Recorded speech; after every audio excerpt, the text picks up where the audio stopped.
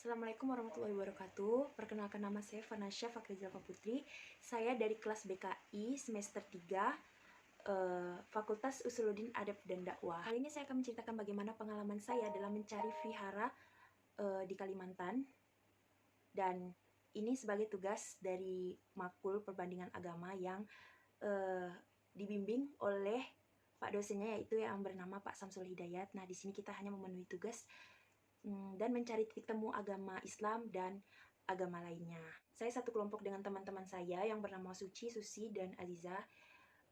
Hari itu kita saling berkompromi mencari narasumber, ternyata itu nggak dapat. Pas itu kita langsung dapat saran dari orang tuanya Aziza, dan kita langsung disuruh mencari narasumber di TVRI Kalbar, karena biasanya di TVRI kan juga membahas tentang agama-agama. Nah, jadi kebetulan kita dapat saran dari orang tuanya Aziza. Nah, jadi kita langsung pergi ke TVRI tersebut. Jadi setelah itu kita langsung bertemu dengan narasumber yang membahas tentang sejarah agama Buddha. Nah, jadi kita langsung bertemu dengan narasumber tersebut dan kita langsung mewawancarai beliau. Di situ kita bertanya di mana tempat beribadah agama Buddha di Kalimantan Barat. Pada hari Minggu kita pergi ke sana bersama beliau. Kita menyusul mereka ke Kemenak karena mereka bekerja di situ. Jadi mereka langsung pergi bersama kita secara bersamaan. Setelah itu kita OTW bersama. Tahu nama narasumber tersebut, yaitu Bapak Sayono SAG dan juga Bapak Sujono. Nah, jadi beliau ini orang Kemenak yang kita temui, dan mereka juga paham tentang sejarah agama Buddha yang ada di Kalbar. Nah, jadi kita langsung bertanya di situ, dan lepas itu kita langsung pergi ke viharanya langsung. Nah, jadi vihara ini bertempat di Siantan, Jalan 28 Oktober.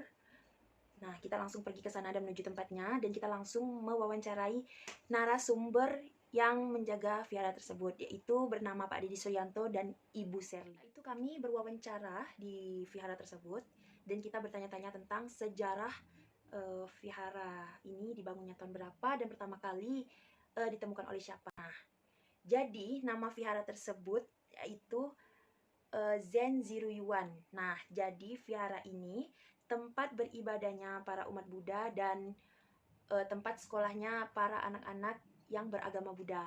Nah, jadi vihara ini juga pertama kali didirikan pada tahun 90-an. Vihara ini pertama kali ditemukan di Selat Bali. Ini vihara yang nomor 2, pertama kali ditemukan di Selat Bali. Nah, vihara ini diberi nama dengan nama kecilnya itu sebuah yayasan. Nah, jadi yayasan ini namanya Bima Pratna. Yayasan ini dibangun karena adanya kesepakatan para jamaah umat Buddha.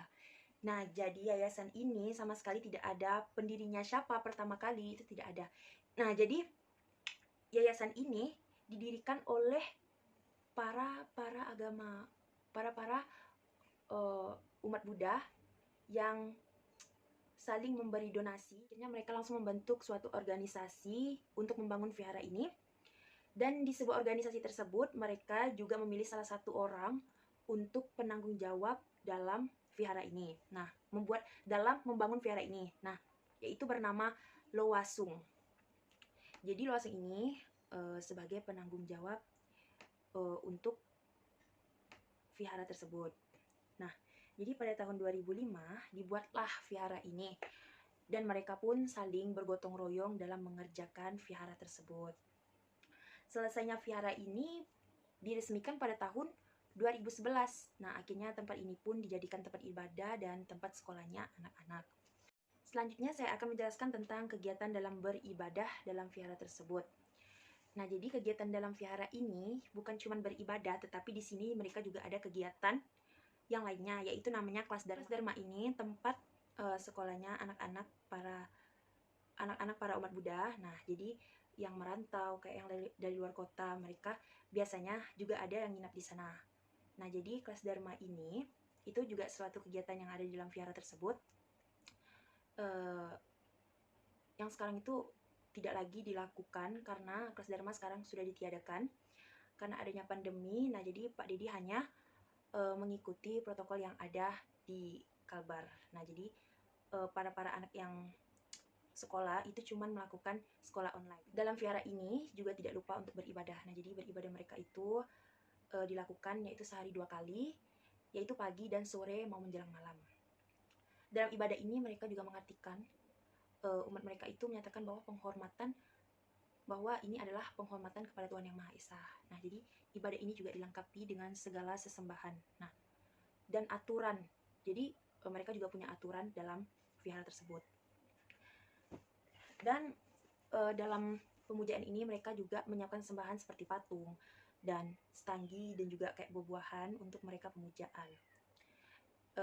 Terus yang wajib ada di dalam vihara tersebut itu ada 3 yang harus disiapkan sebelum mereka melakukan ibadah, yaitu bunga. Bunga itu sebagai peringatan yang akan kehidupan yang tidak kekal. Setelah itu lilin. Nah, lilin itu untuk mengusir kegelapan. Nah, jadi lilin itu maksudnya kayak untuk mengusir roh-roh jahat yang ingin masuk gitu. Nah, ya seperti itu. Nah, jadi selanjutnya dupa sebagai peringatan yang akan keabadian harumnya ajaran agama Buddha. Nah, jadi itu menurut mereka dalam beribadah. Nah, dalam kegiatan ini biasanya dilakukan pada tanggal 1 dan 1 atau tanggal 15. Nah, biasanya banyak penduduk umat Buddha yang dari luar kota atau kampung-kampung yang datang ke vihara Zenji-ryuan ini untuk melakukan kegiatan beribadah tersebut. Nah, seperti dari kota Singkawang ataupun Jakarta maupun kota lainnya, mereka juga biasanya langsung ke vihara ini. Nah, vihara ini juga melakukan kegiatan seperti ceramah, berdoa, mengkaji kitab, dan bernyanyi, dan melakukan ritual-ritual lainnya. Nah, jadi seperti itu tentang kegiatan beribadah mereka di dalam vihara. Dan selanjutnya saya akan menjelaskan tentang kondisi tempat ibadah pada masa pandemi COVID-19. Nah, jadi selama pandemi COVID, nah tempat vihara ini, kegiatan yang ada di dalam vihara ini telah ditiadakan.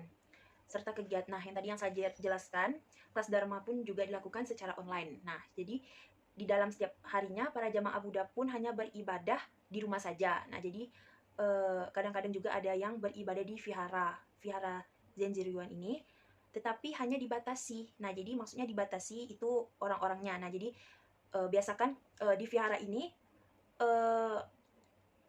orang beribadahnya itu ada sekitaran 100-an lebih atau 300-an lebih. Itu banyak sekali para umat Buddha yang datang dari luar kota. Nah, jadi sekarang itu dibatasi.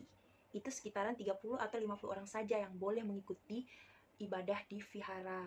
Nah, jadi karena di sini mereka juga mengikuti ketentuan para protokol. Nah, jadi sekarang kondisi di tempat ibadah vihara Zenji-ryuan ini banyak ditiadakan karena ya COVID-19. Setelah itu saya akan menjelaskan tentang pelayanan yang ada di vihara Zenji-ryuan ini.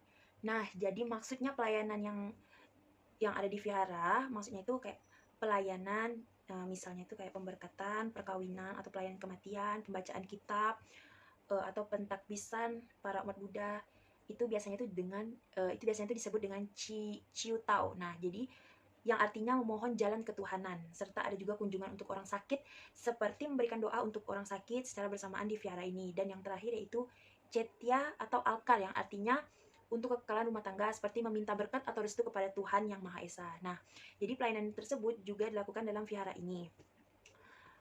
Dan biasanya pada masa hari raya, mereka banyak sekali pengunjung yang dari luar kota, seperti dari Singkawang, Mempawah, ataupun dari kota lainnya, itu berkunjung di vihara tersebut seperti tadi yang saya jelaskan. Nah, jadi mereka juga serta menginap di dalam vihara ini. Nah, di dalam vihara tersebut, mereka harus mengikuti aturan yang ada di dalam vihara.